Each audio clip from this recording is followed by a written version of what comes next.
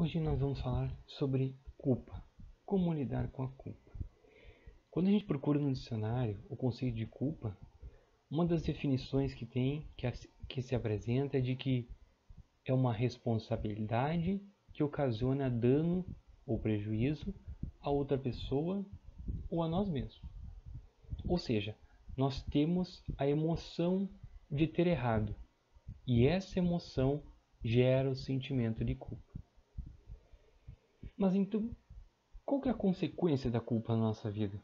Por que nós nos sentimos culpados? E como lidar com esse sentimento de culpa que é tão comum no nosso dia a dia?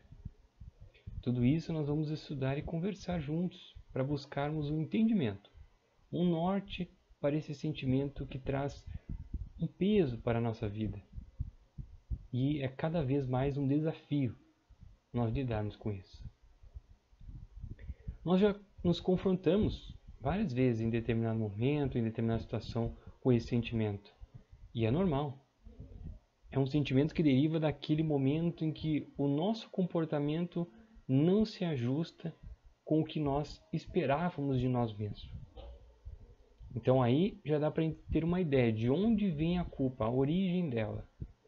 Ou seja, a nossa atitude foi de uma maneira, mas foi em desacordo com o que nós queríamos ou com o que nós desejássemos que fosse. E aí que entra um grande ensinamento, a chave para a mudança. Se a culpa surge de um sentimento que não estava de acordo com o que eu queria, nós podemos dizer que ela é super comum nos dias de hoje, não é mesmo? Por exemplo, ter gritado com alguém, ter esquecido um compromisso com alguém. São atitudes que estão em desacordo com o que eu queria, com o que eu gostaria. Nós fugimos do dever, muitas vezes por inconsequência, imaturidade ou simplesmente por estar numa outra sintonia.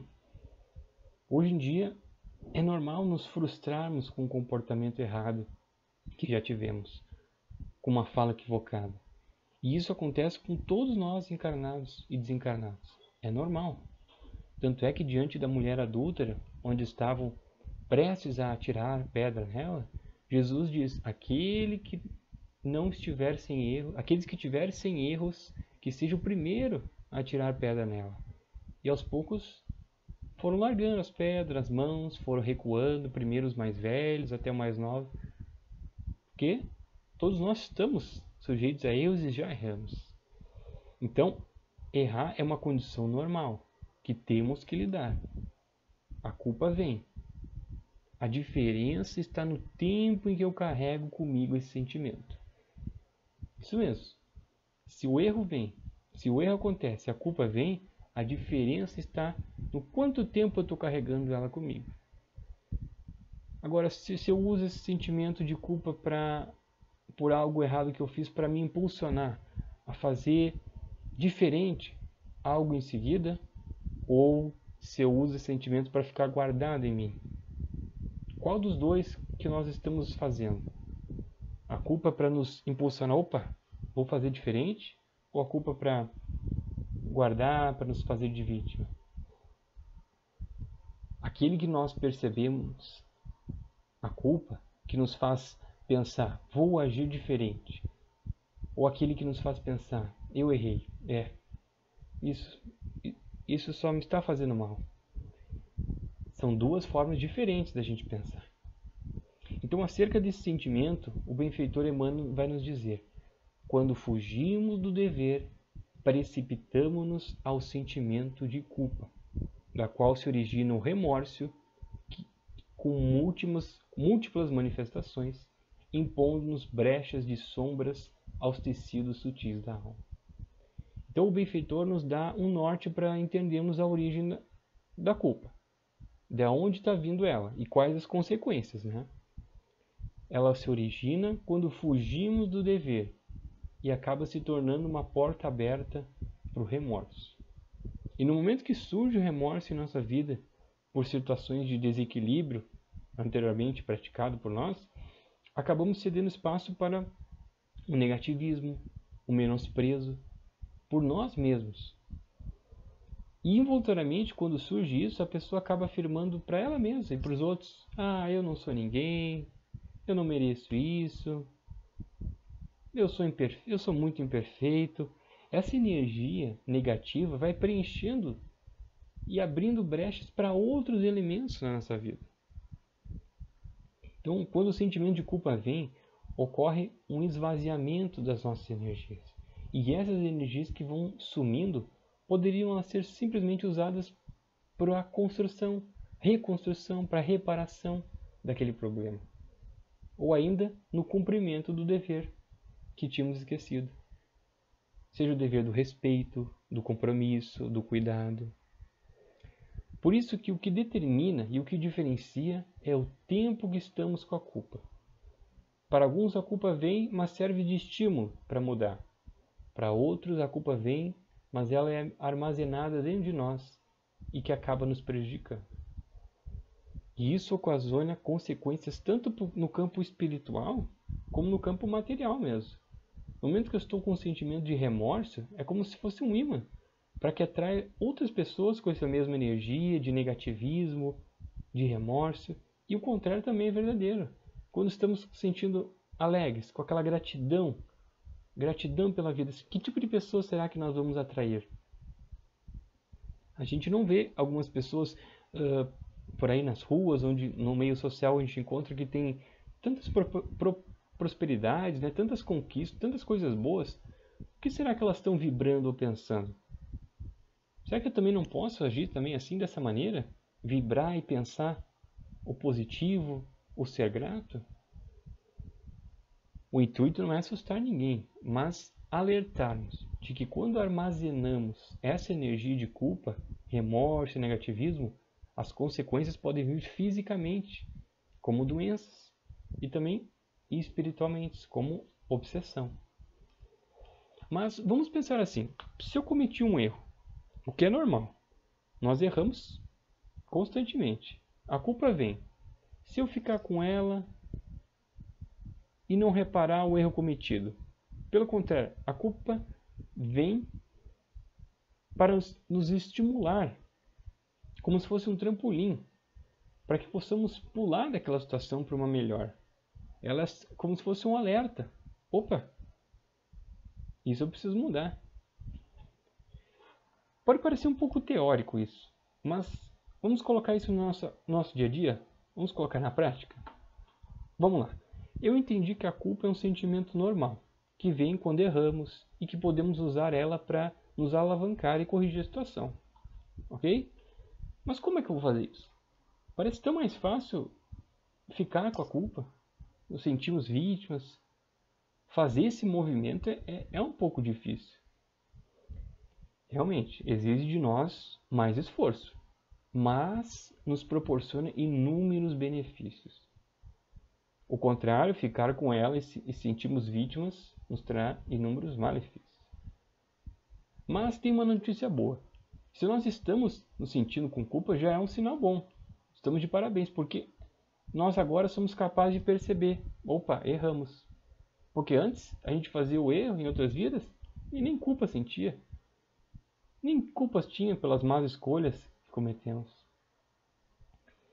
Mas então tá. Como que a gente lida com esse sentimento? Sabemos que vem para nos ajudar, mas como lidar? Porque às vezes pode se misturar com as outras emoções, sentimentos e prejudicar. Como é que a gente lida? Como faz para ficar o menor número de tempo com essa culpa? Esses sentimentos de culpa, esse sentimento de remorso podem ser adequadamente direcionados e corrigidos se nós nos reconhecermos a nossa condição de filhos de Deus. Isso mesmo.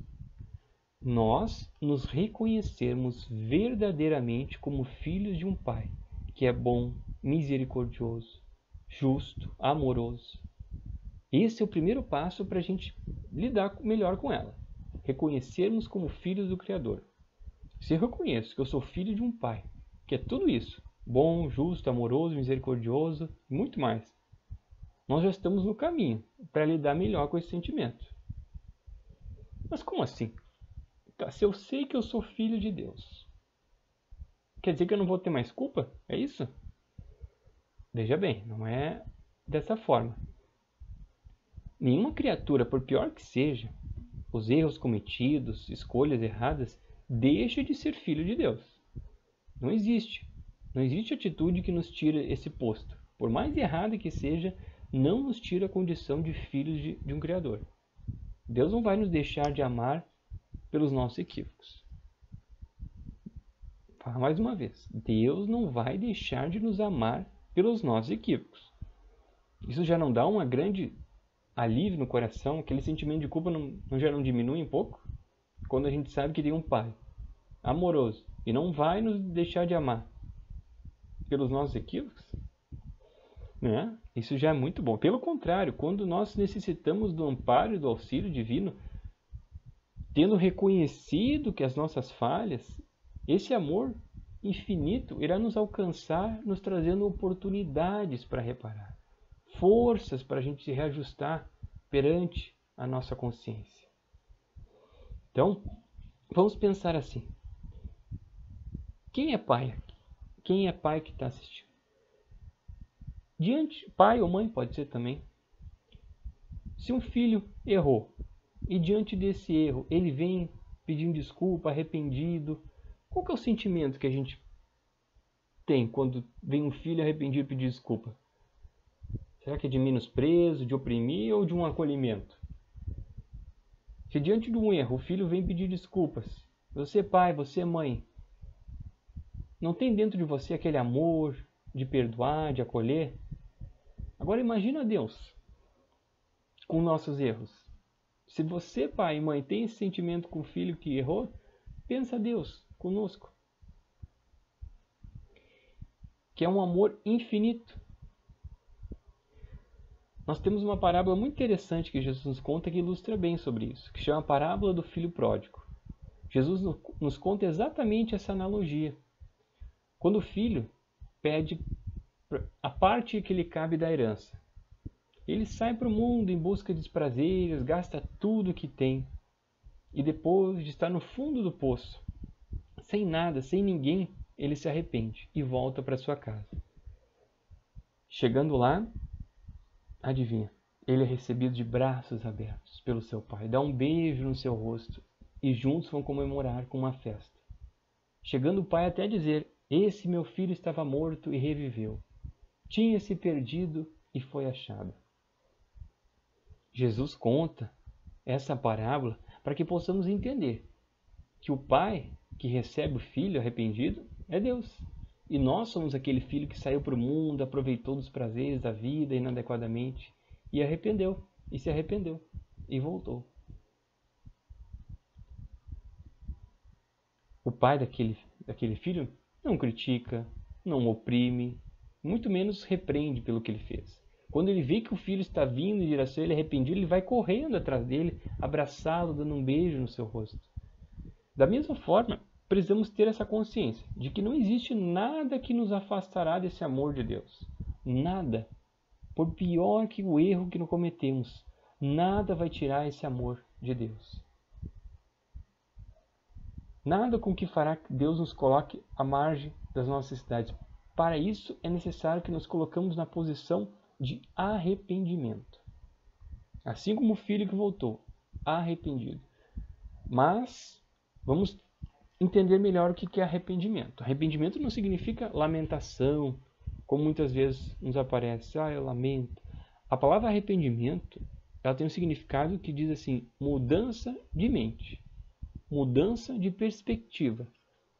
E vem junto a empatia. Errei com aquele. Vamos pensar, errei com o próximo. Arrependi, mudei a minha visão. Podia ter agido assim, ele se sentiu mal, me coloquei no lugar. Vem junto a empatia. Agora errei comigo mesmo. Arrependimento, mudança de mente. Eu estava num dia ruim, poderia ter feito diferente. Perceba, o arrependimento é a mudança de comportamento, mudança do nosso pensamento. Então, não é criar lamentação, lamúria, e sim alterar nossa mente para eu reconhecer que aquele caminho que eu escolhi no passado não é o ideal para a nossa felicidade. E no momento que eu reconheço isso, de que aquilo que nos trouxe aquilo que não nos trouxe o que esperávamos, nós podemos e devemos levantar e buscar através do silêncio da oração a ajuda da espiritualidade, a ajuda da divindade. Deus se manifesta de diferentes formas, através de um amigo, de uma palavra consoladora, de recursos que nos auxiliem a retomada de nossos posicionamentos, palestras, livros. E esses mecanismos vão nos ajudando a caminhar numa estrada diferente daquele que a gente percorreu antes.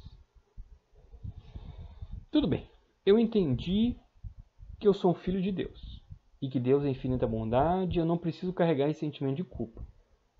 Mas para mim não está sendo suficiente. Não está sendo suficiente ainda reconhecer que eu sou filho de Deus, ainda estou com culpa. De que outra maneira eu posso lidar melhor com a culpa? Como é que eu posso me livrar dela? Já sabendo que eu sou filho de Deus. Bom, nós já sabemos que o primeiro passo é o arrependimento. Não se culpar pelo erro que cometemos. O segundo passo que podemos dar é o da reparação. Eu quero, a partir de agora, reconstruir o que foi feito. De que forma podemos fazer isso? Proatividade. Isso mesmo. Caridade em ação.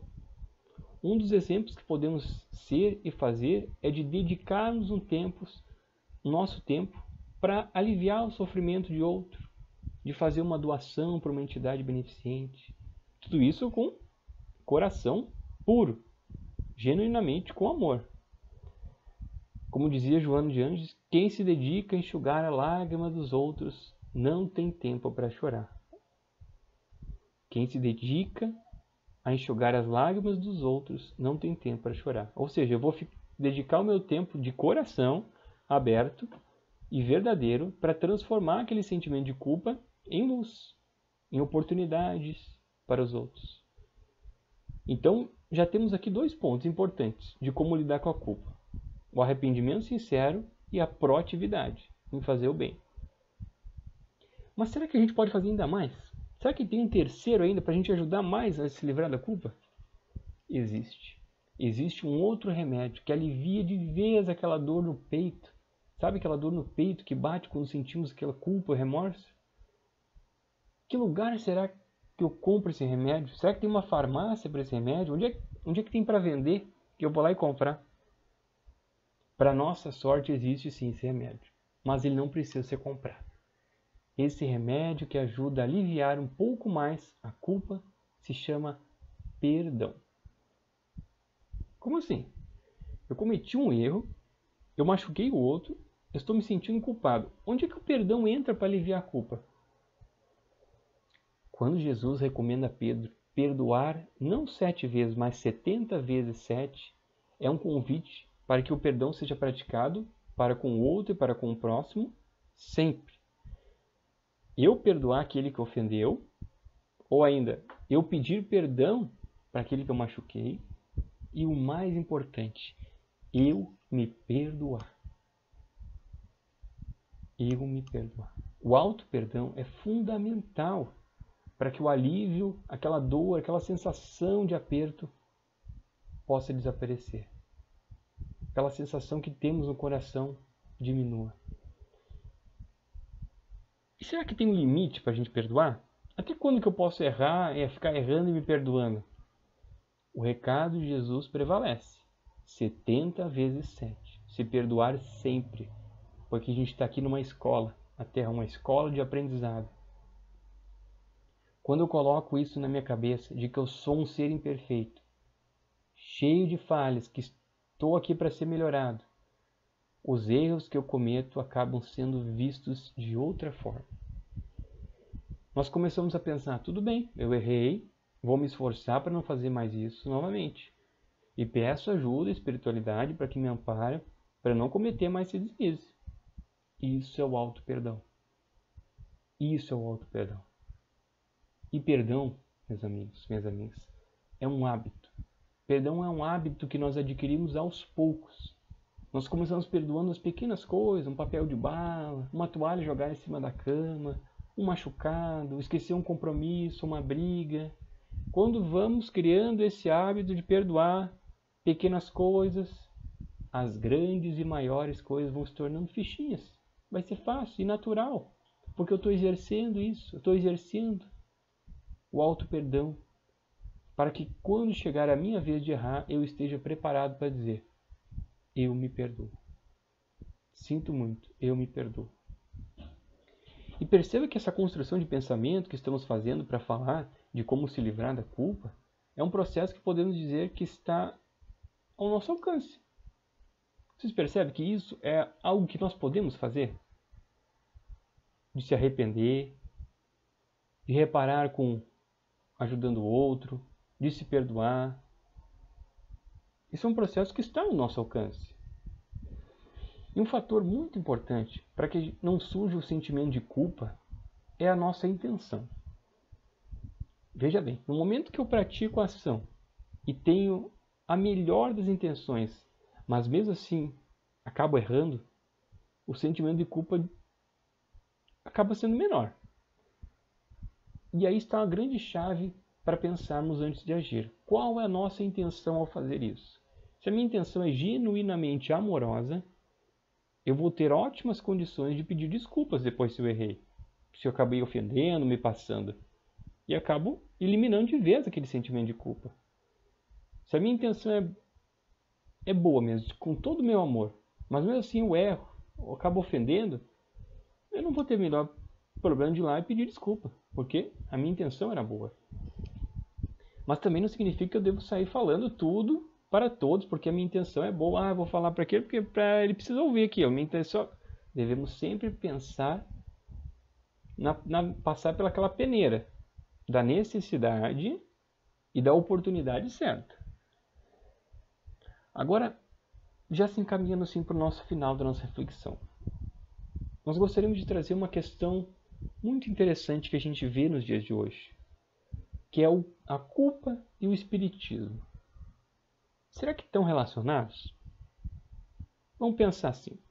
Não é comum a gente encontrar, às vezes, pessoas, amigos, familiares, assim, do movimento espírita mesmo, e se diz assim: se eu fizer isso, eu vou lá para o umbral. Se eu estou brigando em casa é porque eu estou com o obsessor atrás de mim.